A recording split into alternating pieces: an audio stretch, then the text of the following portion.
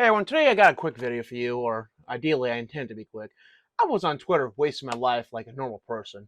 Not doing something productive like reading, writing, meditating, playing video games, touching grass, not touching grass. Wasting my life on Twitter. It's a good preoccupation. So, I came across this screenshot showing that Starfield was mostly negative on Steam, and I'm like, that can't be true. That has to be edited. And so I went over to Steam to check it out, and indeed, it's mostly negative. Now, I did some research ahead of time to see, okay, what drama went down that bring us mostly negative. So I figured, okay, there had to be drama in the discussions, maybe the Discord, something. But no, there's no drama going on. From near as I can tell, aside from Emil opening his mouth, no drama. There's two real good explanations for this. One, a lot of people are buying this game in the Christmas sale and found out that they just absolutely hate this game. And two, a lot of people who were on the fence or in a gaming haze, the bad game haze where you're kind of denying it's a bad game, are coming to the conclusion that, no, I don't like this game. The bad outweighs the good. Me, I would argue it's a tiny bit positive, but I fully understand if you don't vibe with this game, you're going to view it as more negative than positive. So no disrespect there. And I'm not going to read most of these reviews. We're going to go over some. But like this one here, really long, and it just details a lot of what we've already heard. If you want, you can pause the video. You can read it yourself. But it's nothing really special, just really well articulated criticisms that we've heard before. A lot of these are going to be just that. This one here talks about Bethesda replying. So yes, some people are reviewing it negatively because of Emil. But this is the one that's really important.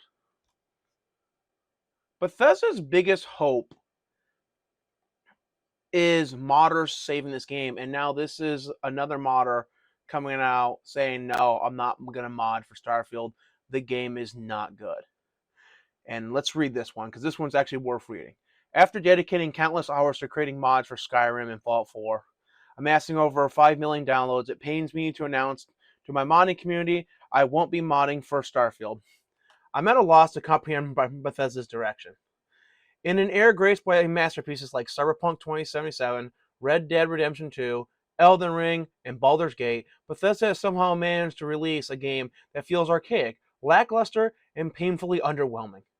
The game's script is lackadaisical. That's putting it nice. The gameplay lethargic, and the overall experience is profoundly uninspiring. It's a far cry from the innovative standards set in 2023 and 24. This weekend, as I pen this review, the player count speaks volumes. Starfield sits at 20,027 players. Fallout 4, 20,089 players. Skyrim Special Edition, 23,723 players. These figures paint a grim picture for Bethesda.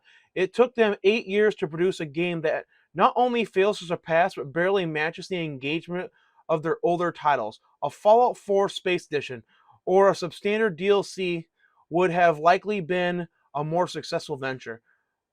I played Starfield for a mere 8 hours, enough to confirm the myriad of issues highlighted in other reviews. I refuse to waste more time on a game that has left me, a long-term Bethesda admirer, deeply disappointed, frustrated, and saddened. There's no incentive for me to invest my creativity in playing or modding Starfield. Bethesda, this is a farewell from a disheartened fan. Peace. So, you have modders coming out now and ripping this game a new one. And oh yeah, here's the going. I was coping. I paid $100 to play this slot before anyone else due to my consumerism, mental illness, and even told myself and others I was enjoying it. By the way, I also paid $100 to play it early. And as I said before, I will return when the DLC drops, and I will put gameplay up there for the DLC, and then I will grind out the last achievement, if I'm close enough that it won't be such a joyless grind. And let's just scroll up here. Let's see, how do I get to... Get a minute here and try.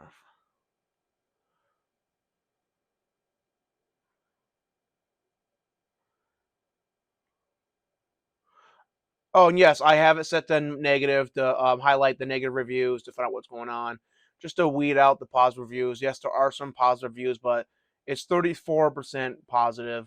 So there's no real reason while checking out why this game get negative reviews to be looking at positive reviews, because that's not the point of the video. Now, there'll probably be a cutaway here as I try to figure out how to get to all the negative reviews. I mean, the most recent stuff. So I'll see you guys back when that happens. For you, it'll be like a blink of an instant. All right, well, all right, we're back. So I had to scroll down, not up. Most helpful of all time, we're going to switch to most recent and see what people are saying. Just play Morrowind. That's good advice. Don't waste your money on this crap. Boring game. I'm not reading that novella, though it looks pretty good, well written. So empty. This is boring as. I'll be real. It's literally a snooze fest. Like, now you can see a lot of these reviews are not the most articulate. New game plus 10, 100% completion, or 400 hours in this game. I wanted to find something to justify the price, but it's just not here. This game is bland, unfinished, mix of uninteresting terrain with repetitive points of interest, forgettable characters, and a game system that feels abandoned and incomplete. And yes, very poorly designed game menus really are a thing. Now, I'm going to say this. I think some people might be defending this game because they got it in Game Pass. And when you get a game for free, it really does impact how you're going to view the game. Because I have played games which I loved at like $30, $20 that if you would have charged me $60 for, I would have been way less into that game because it just was not a $60 game. It wouldn't have been a $70 game either. But at $30, it was a banger. We've been hearing for years that Starfield is Bethesda's passion project, game that they've been wanting to make before Morrowind. If this game is passion project, they've lost their passion. The absolute worst start to a story campaign I've ever seen. As you see, just the reviews in other languages. For a minute, like there's no real talk of any drama at all. So this is just basically, hey, this game sucks. Now, some are going to claim it's review bomb, but let me tell you this. On Steam, you have to buy the game in order to review it. These are all purchases. And you can see the time on these people's counts. This ain't like, no, some of them are low. 100 hours, 200 hours, 44 hours, 48 hours, 24 hours, 2 hours, well, technically almost 3, 47 hours. Like, a lot of these reviews are not just people who played it for a few minutes and said they liked it. These are pretty damning reviews. And there's another point I'd like to make here. Let's go back to the store page.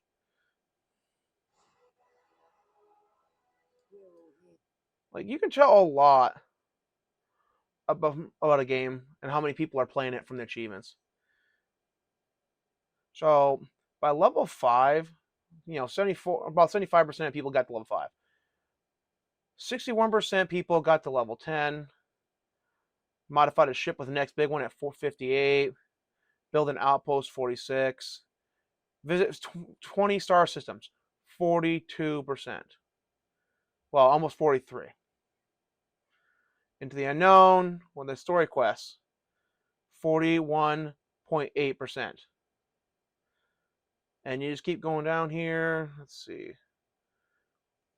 Further than the unknown, 30%. Complete in their footsteps, 24%. Like, you can really see going through these achievements how many people have actually beaten the game.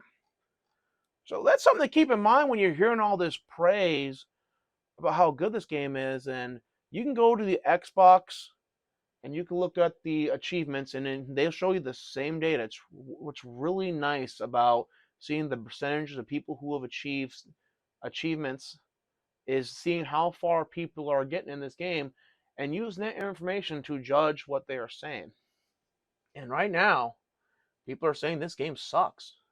And as I've liked Bethesda games, it sucks to see this happen, but maybe it's necessary to get the studio put in the right track. Now, I put a video out the other day talking about their restructuring. It's a quiet restructuring, but there is a restructuring going at Bethesda. I don't know when, but I deeply suspect there will be some layoffs coming. Chiefly, I believe Emil's probably going to get gone. I don't see him staying at the studio. There's a rumor saying Todd Howard's going to leave after the DLC drops. I don't know if that's true or not, but that was just someone just said, and I heard from the grapevine, so grain of salt. But I can see Todd Howard being just done after, how badly this game turned out. Whether because he just doesn't have that spark no more and the magic touch, or because like he was just set up to fail from the beginning. Who knows? Probably a bit of both. But in a year or two, I don't think Bethesda is going to be the same Bethesda that we are seeing today. I think there's going to be changes coming down the road, and that's for the best. And, you guys let me know what you think about this in the comments. And that's all there is to talk about this. Peace out, people.